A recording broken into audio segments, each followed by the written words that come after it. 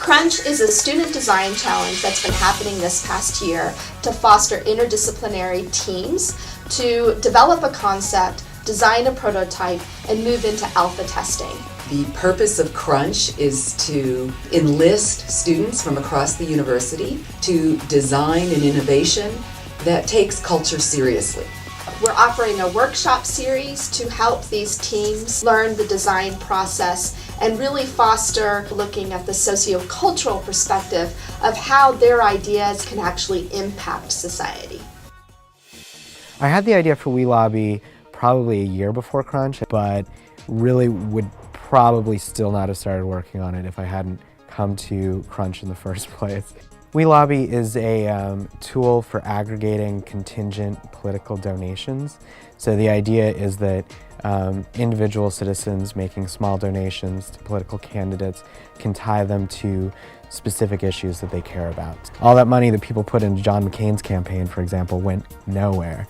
So instead of putting all that money into something that completely fizzles in the end, why don't we get that money back if we don't get what we want? The way we envision it working is that somebody would log onto the site and would search for a group that matches whatever they're interested in. The idea is that by enabling crowds to work in this way, we can aggregate enough money that it might change the way that our politicians do their jobs.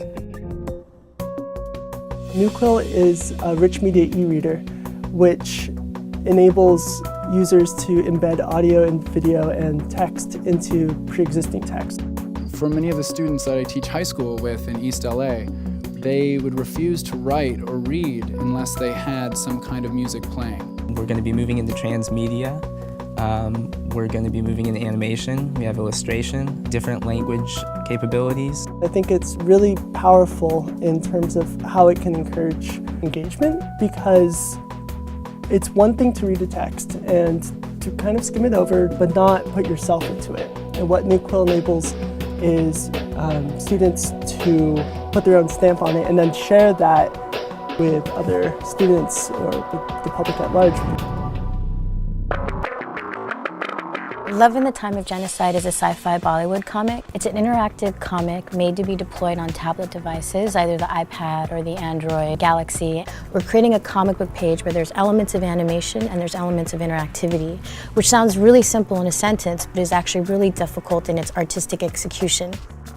The comic itself takes place in 2099 when climate change has kind of forced the city of Mumbai to be split into a city of haves and have-nots.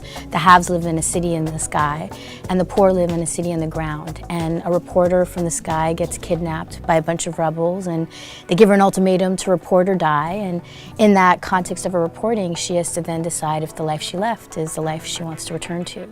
So it's a kind of epic story that really gives itself and lends itself to comic treatment and also allows itself for a lot of points where we can create audience engagement with interactivity.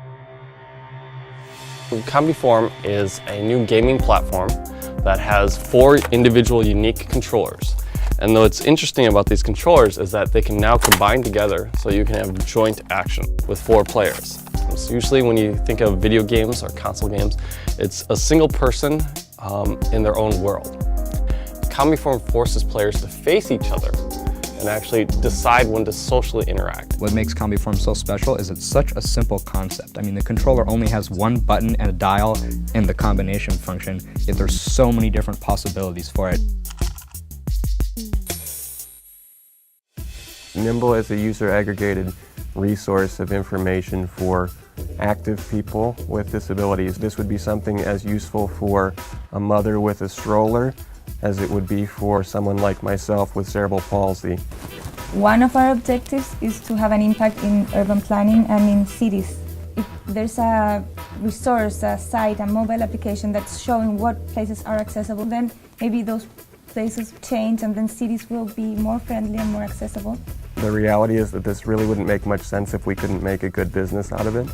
And from a financial perspective, this is a good project to pursue because we discovered that people with disabilities in America hold $175 billion in discretionary spending, which is 4 times the tween market. And it's bigger demographic than the Hispanic market, which are another very... So where are these people?